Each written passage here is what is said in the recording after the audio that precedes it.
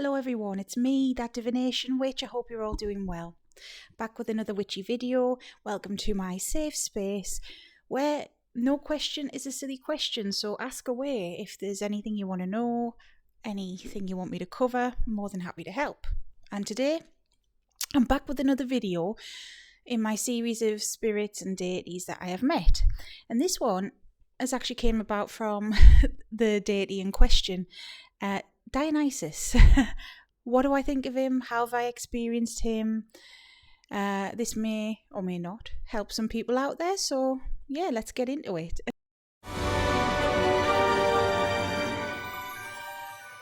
Hello and welcome. If you don't know who I am, my name's Sarah. Of course, I go by that divination witch. And yes, this is a safe space. I have this channel here to try and help people. I share my journey. I share things I've learned along the way. Just try and be down to earth with it all. And yeah, I hope you do stay. You're more than welcome to. Hit subscribe if you want to. And I've also got a link tree below where I do readings. I've got a shop and a Patreon. If you are interested, check it out. Thanks. Dionysus. He is a very complex guy, and I say this a lot because a lot of deities are complex, but he's very, very complex. Most commonly known as a god of wine and madness and partying, but he isn't just that. That is the frat boy mentality of Dionysus. That's a very, very condensed version of Dionysus. He is a god that originated from Greece, ancient Greece, Hellenic time period, but he didn't stop there, and he probably predates it. It's just I don't know enough about him. And he was a very important god. He was brought over into the Roman Empire, and from there he was conflated with other deities like Osiris, like Jesus, like Yahweh. There's a lot of other deities from other traditions and religions that he was linked to and linked with, and a lot of things crossed over. One of the most iconic, well, you know it is Christmas. That is Dionysus' celebration. But to explain as best I can in a nutshell, he's a son of Zeus. He has several different myths, like a lot of the gods, and a lot of different traditions surrounding him. And even in antiquity, there were a lot of different cults who did things differently, worshipped him in different ways, and they all had their own spin on things. And because his legends, his stories, his worship lasted so long, well, things change and adapt and evolve, and he's no different to that. Like any other god, he has several epithets, like Hecate, like Zeus, like, you've got Dionysus of the underworld, Dionysus of, party frat boy. I wouldn't call it that. He's got a list as long as my arm of named epithets that we know of.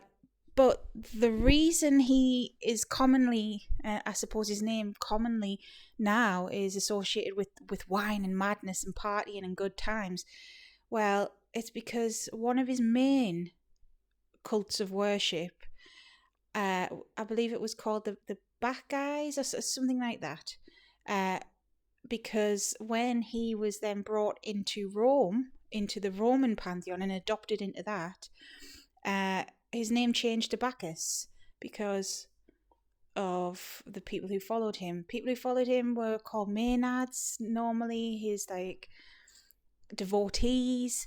And in that particular tradition, which spanned to southern Italy, and then it got kind of adopted into the Roman pantheon, and then as time's gone on, from there into Christianity, with some traditions there. But the whole feast of Dionysus, it has a special name and I forgot. It happened around Christmas time, December time, and it was a time for revelry. Wine was sacred to him. People basically had a really good time. There was a lot of partying, getting drunk, probably getting off with people, which means, making out with people or the things. Fornication, let's put it like that. It was just revelry, and a celebration of life. And why was that though?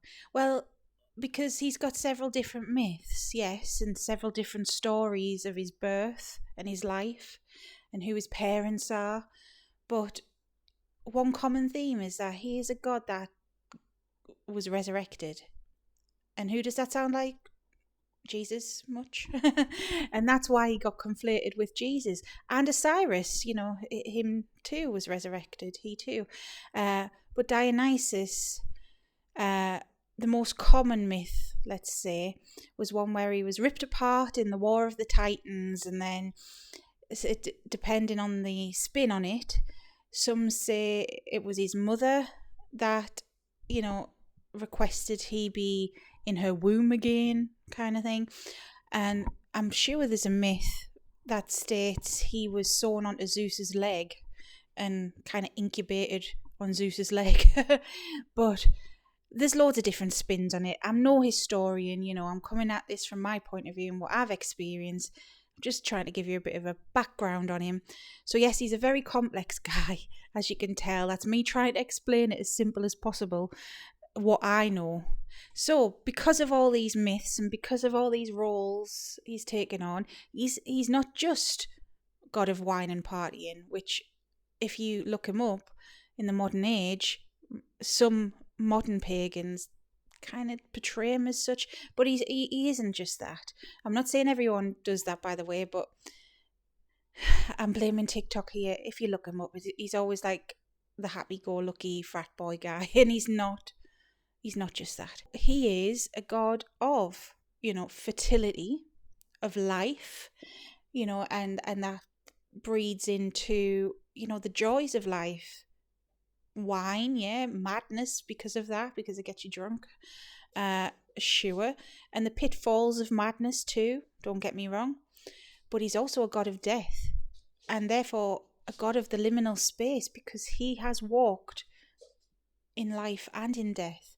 He has experienced both in a unique way that not many other deities do. And as such, some myths as well say that he and Hades were the same because of that. As time went on, I don't see them as the same at all, but that's another spin on things.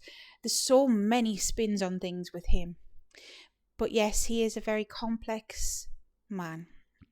Now, my experience of him, I've never worked with him, but he has a tiny space on my altar, on Zeus's altar actually.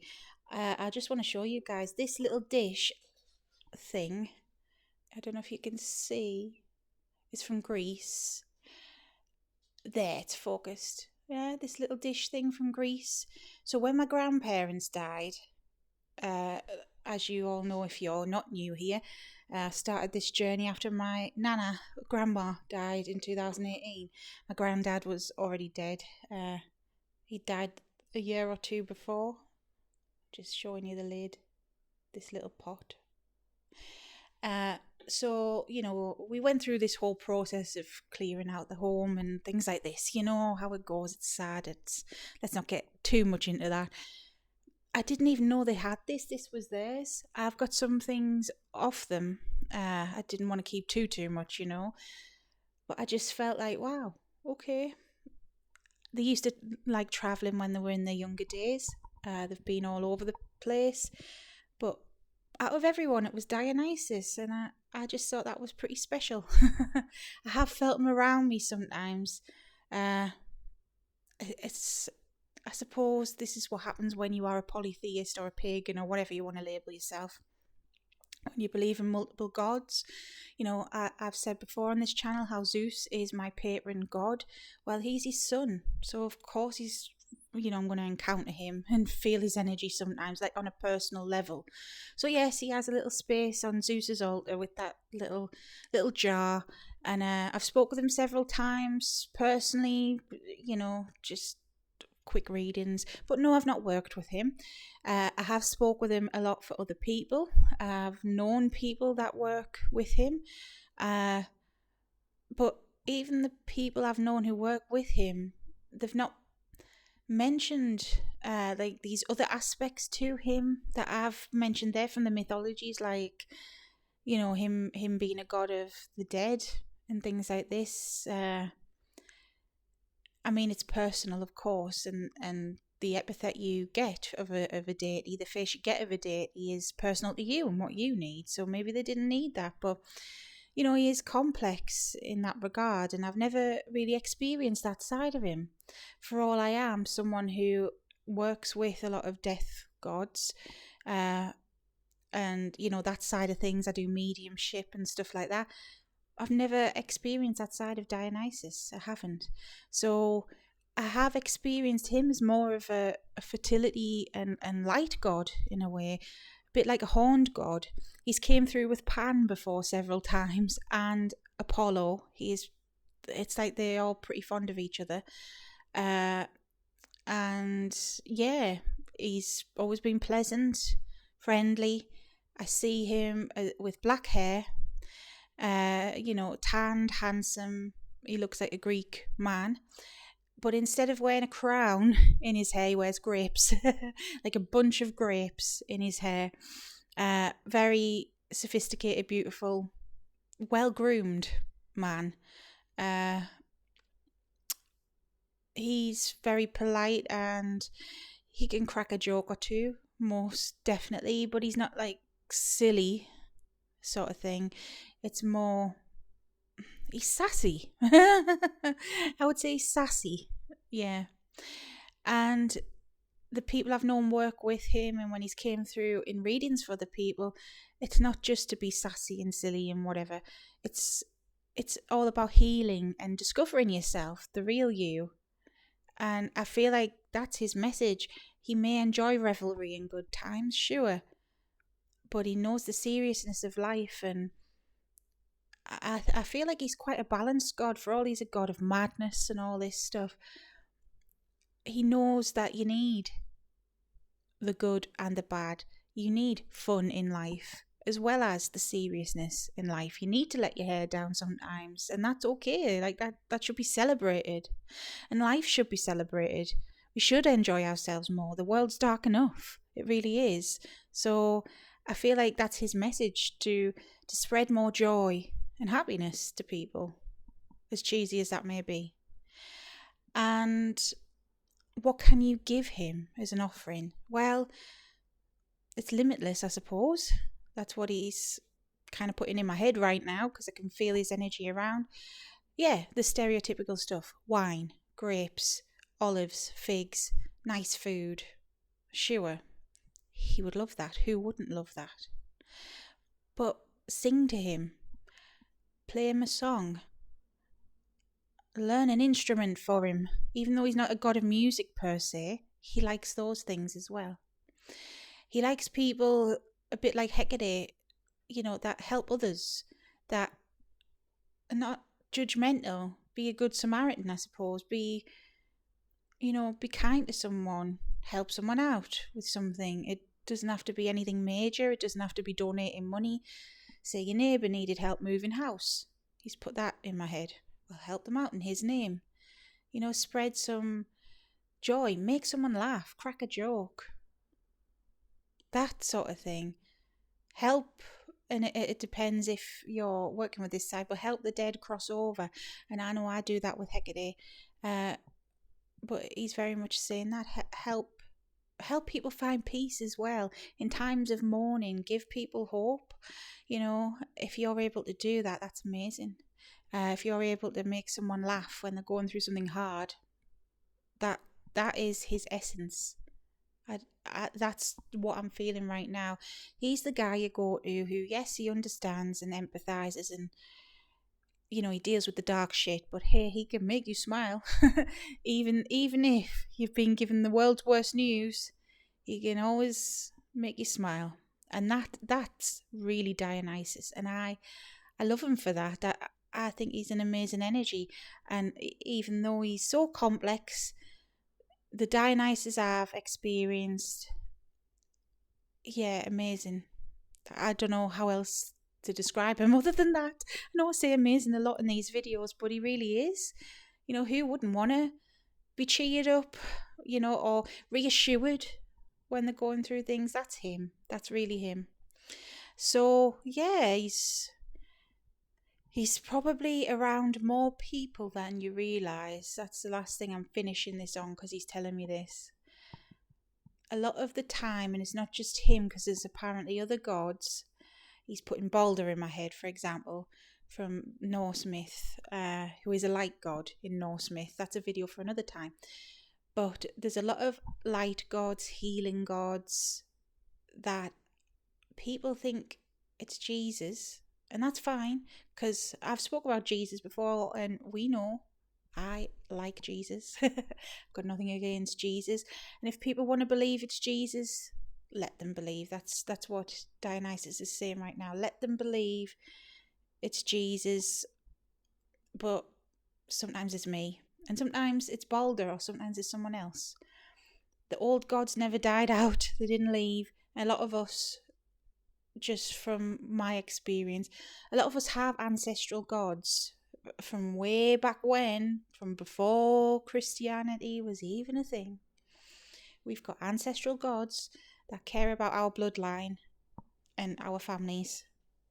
And he is an ancestral god to a lot of people. But yeah, he doesn't mind. He's not in it for fame or glory or whatever. It's his job, it's his purpose. So there we go, there's Dionysus. And I hope that helped someone out there who may be interested in him. People always ask, how do I connect with a deity? Well, you know what, the first thing you can do? Speak with them. Even if you don't know how to do divination, doesn't matter. Speak out loud. Speak in your head. Ask for a sign. Light him a candle. Honestly, I don't think Dionysus cares what type of candle you get, what colour candle you get. He doesn't care. All the colours of the rainbow. Honestly, just speak with him if you're interested. The worst that can happen is he says, you're not one of mine, but you're one of these people's. I'm sure he would guide you to who you're meant to be with, He's not a fussy god in that regard. Show him respect, obviously, but he's so open-minded and open-hearted, truly. Not all gods are that open-hearted and minded, and he really is. Anyways, I hope it helped, and if there's anyone else you want me to talk about, let me know. I do have a massive list, but I'm trying to get through it. So, until next time, stay safe, stay witchy. Bye.